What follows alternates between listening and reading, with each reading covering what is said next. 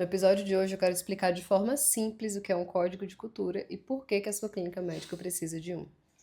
Quando você vai a um restaurante, você já pode ter se deparado com duas situações. De repente ele veio o seu prato errado ou tinha algum cabelo no seu prato, algum pelo, alguma coisa que você não queria mais aquela comida. Você imediatamente chama o garçom. Possivelmente você vai se deparar diante de duas situações. O restaurante que vai oferecer trocar o seu prato e fazer tudo do zero, e o restaurante que vai oferecer dar um desconto pelaquela comida ou retirar totalmente aquela cobrança da sua conta. Isso é cultura. Outro exemplo em relação à cultura, Starbucks. Quando você pede o seu café, você deixa o seu nome e quando ele está pronto, você é chamado pelo nome. Uma cultura de chamar o cliente pelo nome. Então, o código de cultura, ele orienta como as pessoas agem ali dentro, como o seu cliente, como o seu paciente é tratado. Então, ele é uma base muito importante de uma clínica que quer começar organizada. Porque assim como no restaurante que tem a política de trocar o prato ou de dar um desconto na conta, dentro da sua clínica você tem que ter uma política, tem que ter uma orientação. Se o cliente, por exemplo, sempre tem razão, então se o paciente quer a devolução do dinheiro, isso vai ser feito imediatamente ou você vai ter uma resistência e vai mandar para o seu jurídico. Não existe certo nem errado, tem que ser definido em um código de cultura. A sua clínica médica provavelmente não é formada só por você. Por menor que seja a sua estrutura, você tem pelo menos uma secretária. E essa pessoa, ela tem que seguir a sua orientação, o seu código de cultura, para que não exista ali na entrada, com a recepção, com a secretária, um comportamento que vai ser totalmente diferente de como você gostaria que seu paciente fosse recebido e como você vai tratá-lo ali dentro. Porque hoje, falando de comportamento de consumo, mais uma vez, todos os pontos da sua comunicação precisam estar alinhados, então precisa existir uma cultura, não só em relação ao paciente, mas até em relação a você, a como o seu ambiente é percebido, a como você vai se relacionar com essas pessoas. Então, essa base de orientação, de princípios, de valores que comanda um código de cultura. E ali dentro desse código de cultura, você vai inserir o que faz sentido para a sua atividade. Porque se você não estabelece um código de cultura, vai existir uma cultura desordenada, desorganizada, cada um agindo do seu modo, trazendo seus vícios e muitas vezes tratando o seu paciente da forma que você não gostaria e que você não faria. Então, tudo isso não é algo que se presume. Dentro de uma clínica médica que nasce e cresce organizada, você não deixa os seus colaboradores, os técnicos, nem mesmo outros profissionais da saúde agirem de uma forma que não está alinhada com a cultura da sua empresa, de uma forma que não é a forma que você pensou para aquele paciente. Porque se cada um age da forma que quiser, não tiver uma base, não é que existe ali um comportamento padronizado, vai ser sempre tudo igual, não. Nós somos pessoas múltiplas, temos cada um a sua personalidade, o seu temperamento. Porém, dentro de uma empresa, isso precisa ser guiado, precisa ser orientado. Então, se esse código de cultura não existe, cada um vai impor a sua cultura, ali existirão vícios, existirão linguagens inapropriadas, tom de voz inapropriado, forma de tratar o paciente do jeito que você não gostaria. Então, por isso, essa orientação. Isso não é só um papel que fica guardado em uma gaveta, que fica em uma pasta de computador. É algo que você precisa transmitir desde o início, no onboard ali do seu colaborador, para que ele entenda onde ele vai começar a trabalhar, quais são os princípios daquele lugar, ou seja, qual é a cultura daquele lugar, e também revisitado em vários outros momentos e oportunidades de reuniões periódicas, de momentos de treinamento. Um código de cultura bem construído, ele tem pelo menos 3 camadas. E a primeira é a de princípios. E não são palavras soltas ali como excelência, respeito, que estão ali só para deixar bonito no papel e não tem nenhuma aplicação.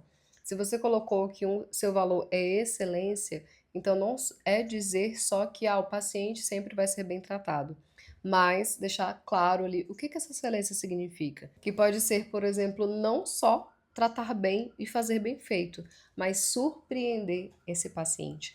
Trazer um atendimento altamente personalizado. E aí há um campo enorme para criatividade em relação a isso. mas dentro dos princípios não são só palavras soltas. Coloque uma explicação para cada um. Dentro de princípios, você vai precisar estabelecer ali, por exemplo, a minha política de sempre o cliente tem razão, de sempre devolver o dinheiro, de sempre refazer o procedimento. Então, aqui, por mais que exista orientação jurídica para cada caso, vai muito do seu perfil, da sua cultura, da sua especialidade, do que você entende como justo ali também, para definir isso para que a cada momento de conflito, inclusive, não exista ali a necessidade de consultar o gestor, consultar o médico, sendo você esse gestor, para tomar aquela decisão. A sua equipe sabe que o cliente sempre tem razão e o dinheiro vai ser devolvido? Você sabe que o paciente satisfeito vai ter o procedimento refeito? Então, isso é cultura. Claro que existem as questões jurídicas em volta disso, e eu estou aqui para te orientar em relação a isso, mas isso já pode ser estabelecido desde o início para que tenha, inclusive, menos ruídos de comunicação com esse paciente. A segunda camada são os princípios de liderança.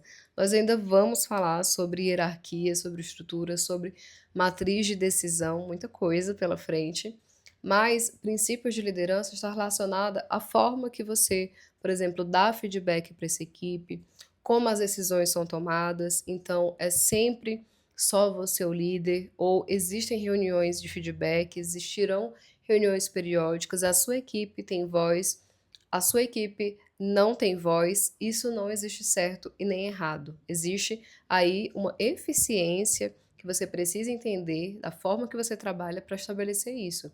Mas esses princípios de liderança estão dentro de um código de cultura, até porque, como líder, se você é o líder, você precisa ser reflexo desse código de cultura, seja desse pulso firme, seja de um pulso mais acolhedor. Então, tudo isso vai ser transmitido para que reflita em todos os pontos de comunicação da sua empresa, da sua marca, do seu ambiente. E a terceira camada é o que não é negociável.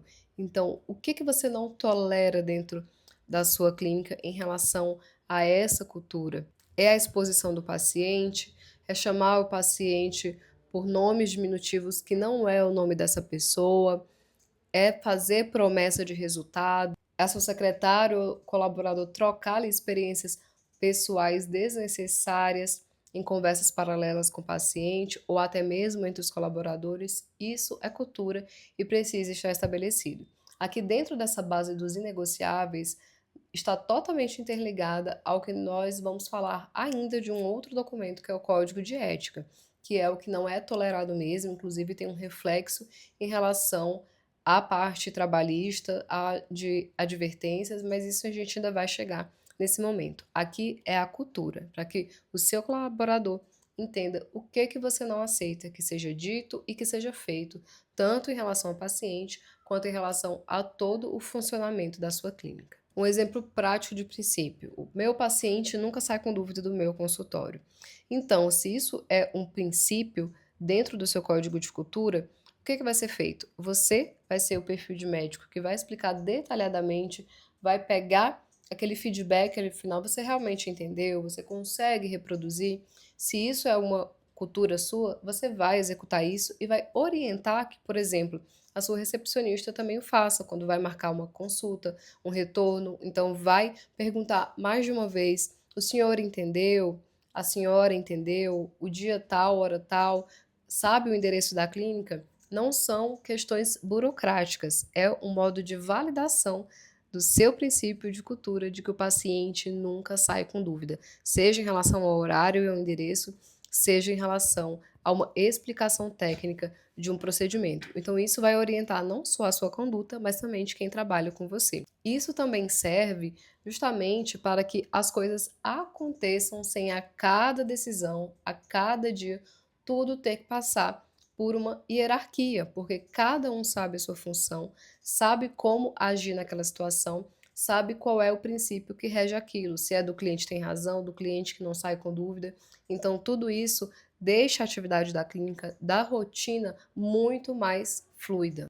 Então, para deixar de forma bem prática esse vídeo, eu vou deixar algumas perguntas aqui na legenda que você vai se fazer para orientar essa tua fase de planejamento, de pensar no teu código de cultura, para que você entenda ali o que é princípio para você, o que é inegociável, como você quer que esse paciente seja tratado, para que tudo isso seja transmitido. Porque não adianta pensar nisso, colocar em um papel, ter esse arquivo e nunca transmitir isso para as pessoas que trabalham com você e não ter estratégia para colocar isso de forma rotineira dentro de treinamentos, dentro de reuniões, para que as pessoas sempre lembrem desses princípios e dessa orientação, desse código de cultura. Então, quando você tem uma gestão documental organizada, você não só tem segurança para trabalhar, você tem uma equipe que funciona, que trabalha, que se resolve, e você tem muito menos dor de cabeça em relação a questões pequenas da clínica e muito mais tempo para ser médica.